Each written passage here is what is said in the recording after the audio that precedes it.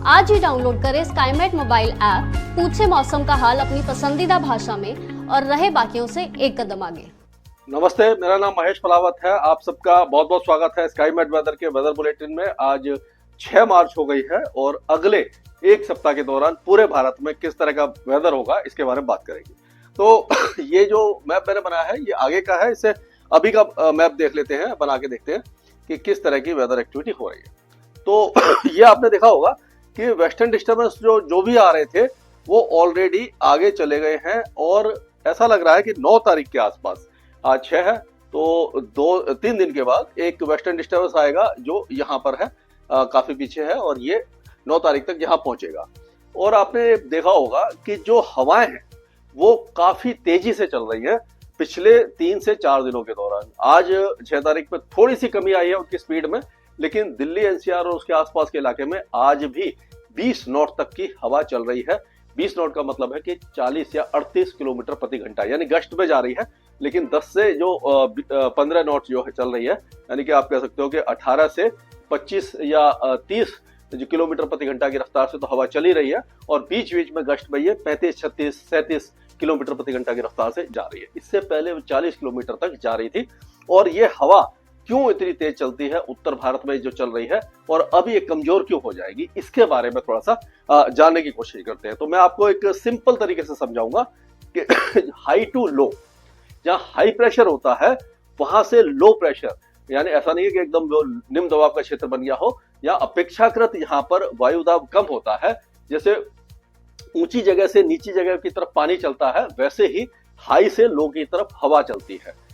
अगर हाई और लो के बीच में अगर डिफरेंस ज्यादा है, यानी स्टीप स्लोप है, अगर जो आपने मालूम है कि पहाड़ों से अगर नीचे की तरफ झरना गिरता है तो काफी तेजी से गिरता है, और वही अगर हल्का ढलान है तो जो पानी है वो धीरे चलता है। उसी तरह से अगर यहाँ पर पाकिस्तान के आसपास अगर आप कह लो कि ये हाई प्रेशर यहाँ पर बन गया और अगर इधर गंगा के मैदानी क्षेत्रों में लो प्रेशर बन गया, ये लो प्रेशर बन गया, ये हाई बन गया, तो क्या होगा कि हाई में क्या होता है कि हवा का दबाव बढ़ता है, हवा नीचे की तरफ आती है, और लो प्रेशर में हवा ऊपर की तरफ जाती है तो हवा का दबाव कम होता है।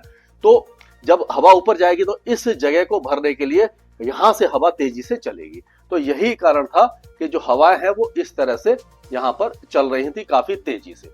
और इसमें क्या होता है कि जितना ज्यादा डिफरेंस हो, अगर मान के चलिए कि यहाँ पर ये जो मिलीबार में काउंट करते हैं 1020, यानी कि 1020 मिलीबार है, और यहाँ पर अगर मान के चलिए कि 996 मिलीबार है, तो ये इसमें 24 मिलीबार का डिफरेंस हो गया।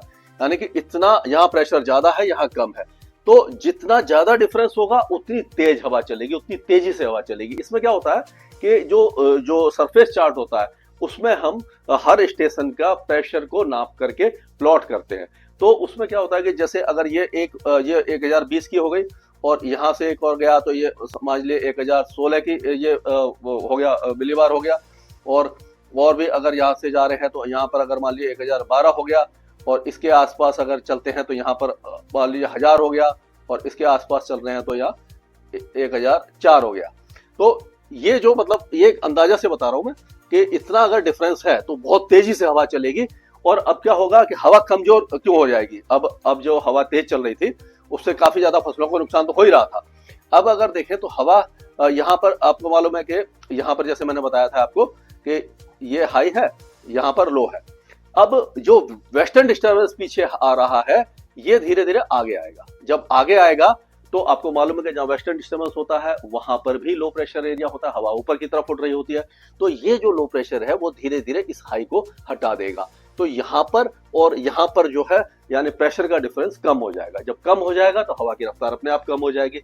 वेस्टर्न डिस्टर्बेंस जब आता है, आपको मालूम है कि जब अगर ये वेस्टर्न डिस्टर्बेंस यहाँ पहाड़ों पर पहुंच जाता है तो हवा इस तरह से घूमने लग जाती है। जो इस तरह से चल रही थी, यहाँ से जो चल रही थी वो ये कटना शुरू हो जाएगी, जो उत्तर पश्चिम से चल रही थी वो कटना शुरू हो जाएगी, इस तरह से घूमने लग जाएगी, इसीलिए हवा की रफ्तार कम हो जाएगी। ये मैंने आपको सिंपल शब्दों में समझाया कि हवा तेज क्यों चली थी और कम कम हो जाएगी, तो हम कह सकते हैं कि 7 तारीख से पूरे उत्तर भारत में और गंगा के मैदानी क्षेत्रों में पंजाब से लेकर के बिहार तक हवा की रफ्तार कम हो जाएगी। और जितने भी हमारे किसान भाई हैं, अगर वो जो इंतजार कर रहे थे खेतों में पानी लगाने का, अब वो लगा सकते हैं, क्योंकि अगर तेज हवा के बीच में पानी लगाया जाता तो फसल बैठ जाती, नुकसान होता। तो ये थोड़ा सा लंबा हो गया जो मैंने बताया आपको। अब आगे चलते हैं। तो अगर देखें तो पिछले 24 घंटे में जो टेम्परेचर गिरे हैं, जो मैक्सिमम टेम्परेचर वगैरह गिरे हैं, वो यहाँ पर गिरे हैं पूर्वी भारत में, और ये उत्तर प्रदेश के जो मध्य और पूर्वी इलाकों के साथ साथ दक्षिणी राजस्थान, गुजरात और पूरे दक्षिण भारत तक गिरे हैं। और लेकिन क्योंकि वेस्टर्न डिस्टर्बेंस आने वाला है धीरे धीरे, तो ये जो टेम्परेचर है पंजाब, हरियाणा, दिल्ली, पश्चिमी उत्तर प्रदेश, राजस्थान के ज्यादातर इलाकों में, यहाँ पर अब टेम्परेचर बढ़े हैं। दिल्ली में जो मैक्सिमम टेम्परेचर आपने देखा था कि कल 25 डिग्री था, आज हो सकता है कि 28 या 29 डिग्री आ जाए, और 3 से 4 डिग्री बढ़ गया है। अब धीरे धीरे टेम्परेचर बढ़ेंगे तो वेस्टर्न डिस्टर्बेंस आएगा और हवा कमजोर होगी। हवा कमजोर होगी तो धूप तेज रहेगी और उसका जो असर होगा तो गर्मी बढ़ाने में दिखाई देगा। उसी तरह से ये 2 दिनों के बाद या आज कल से ही ये जो हवाएं हैं यहाँ से पहले आ रही थी, जो आपका, इसको थोड़ा सा एक्सटेंड कर लेते हैं। अगर मुंबई और महाराष्ट्र की बात करते हैं तो पहले क्या हवा थी, वो इस तरह से आ रही थी, ये जो ठंडी हवाएं आ रही थी यहाँ पे, ये पूरे इलाके में, तो उसके कारण टेम्परेचर गिर रहे थे। अब क्या होगा कि हवाओं की जो दिशा है वो बदल जाएगी और वो इस तरह से ये पूर्वी हवा आने लग जाएगी पूरे ये महाराष्ट्र, मुंबई और सभी इलाकों में। तो ये उत्तरी हवाएं जो ठंडी थी, इससे टेम्परेचर गिर रहे थे, लेकिन जब पूर्वी हवाएं आएंगी तो ये गर्म होंगी, इससे टेम्परेचर यहाँ पर बढ़ जाएंगे और हीट वेव आने की संभावना मुंबई और उसके आसपास के इलाकों में हमें दिखाई दे रही है।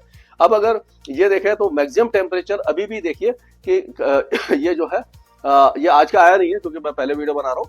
ये कल का आप देखिए कि 30 डिग्री के नीचे कई इलाकों में यहाँ पर टेम्परेचर पूरे उत्तर भारत में दिखाई दे रहा है, लेकिन आज या कल ये 30 डिग्री के ऊपर कई इलाकों में आ जाएगा, यानी टेम्परेचर बढ़ने वाले हैं। और अगर हम ये मिनिमम टेम्परेचर को छोड़ देते हैं, अब अगर बादलों की बात करें तो अभी पहाड़ों पर कोई खास वेदर एक्टिविटी नहीं दिखाई दे रही, बादल नहीं है। अरुणाचल प्रदेश में हल्के बादल है, पूरा भारत साफ पड़ा हुआ है, तो ये कोई वेदर एक्टिविटी हमें दिखाई नहीं दे रही है। पहाड़ों पर 1-2 जगह पर हल्की बूंदाबांदी हो सकती है, जो लोकल वेदर एक्टिविटी होगी। तो 6, 7 और 8 ये 3 दिन मौसम साफ बना रहेगा। ये 8 तारीख का है, इसमें देखिए आप हल्का बल्का जो ऊंचे पहाड़ों पर बारिश वगैरह हो सकती है।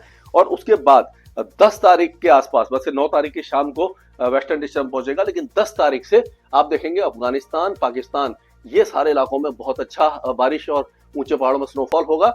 और ये एक साइक्लोनिक सर्कुलेशन यहाँ पर बन रहा है पूर्वी ये अफगानिस्तान के ऊपर, तो इसका असर रहेगा। लेकिन ये बाकी जो पंजाब प्रांत है पाकिस्तान का ज्यादातर, और ये सब इलाके सूखे रहेंगे। उत्तरी पाकिस्तान और अफगानिस्तान में ही बारिश दिखाई दे रही है। और उसी तरह से गिलगिट बाल्टिस्तान, मुजफ्फराबाद, लद्दाख, जम्मू कश्मीर, हिमाचल प्रदेश और उत्तराखंड में बहुत हल्की बारिश होगी, हिमाचल में ज्यादा होगी और जम्मू कश्मीर और लद्दाख तो और ज्यादा होगी। ये 10 तारीख का है। अब अगर 11 तारीख की बात करते हैं तो इसी तरह का वेदर रहेगा, कोई ज्यादा चेंज नहीं रहेगा। लेकिन दक्षिण भारत में ये वेदर एक्टिविटी, पूर्वी हवाएं तेज हो जाएंगी, तो तमिलनाडु के कई इलाकों में बहुत अच्छी बारिश होगी और केरल के कुछ इलाकों में और अंदरूनी तमिलनाडु में भी बारिश की गतिविधियां बढ़ जाएंगी, लक्षद्वीप में बढ़ेगी। और अंडमान और निकोबार द्वीपों में हल्की से मध्यम बारिश 11 तारीख को शुरू हो जाएगी, 11 मार्च। अब 12 तारीख की बात करें तो ये जो वेस्टर्न डिस्टर्बेंस, अब क्या होगा कि 9 तारीख से लेकर के 15-16 तारीख के बीच में 2 से 3 वेस्टर्न डिस्टर्बेंस एक के बाद एक आएंगे। और हालांकि वो बहुत ज्यादा हैवी स्नोफॉल तो नहीं देंगे, लेकिन वहां का मौसम पूरी तरह साफ नहीं रहेगा, बारिश और स्नोफॉल होता रहेगा। तो हम कह सकते हैं कि मार्च का महीना भी पहाड़ों के लिए काफी अच्छा निकलने वाला है। मिड मार्च तक तो हम मान के चलते हैं कि वहां पर वेस्टर्न डिस्टर्बेंस आते रहेंगे और बारिश और स्नोफॉल होती रहेगी। उसका असर ये 13 तारीख के आसपास आप देखेंगे पंजाब, हरियाणा और उत्तर प्रदेश के कुछ इलाकों में, दिल्ली के थोड़ा सा नॉर्थ में भी हल्की फुल्की बारिश और बूंदाबांदी शुरू हो जाएगी 13 तारीख को। ये जो मैंने बताया 11, 12 तारीख को और 13 तारीख तक रहेगी। और उसके बाद भी मतलब 14-15 तारीख तक की बारिश की गतिविधियां इसमें होती रहेंगी। तो इस तरह का वेदर हम कह सकते हैं कि रहेगा ज्यादातर हिंदुस्तान में। अब क्या है, टेम्परेचर बढ़ेंगे, पहाड़ों पर 9 तारीख की रात या 10 तारीख से बारिश और स्नोफॉल शुरू हो जाएगा। दक्षिण भारत में भी बारिश की गतिविधियां बढ़ने वाली है। स्काईमेट वेदर में अभी के लिए इतना ही। मौसम से जुड़ी सटीक जानकारी और खबरों के लिए हमारे YouTube चैनल को सब्सक्राइब करें और बेल आइकन दबाकर हर खबर पर रखें नजर।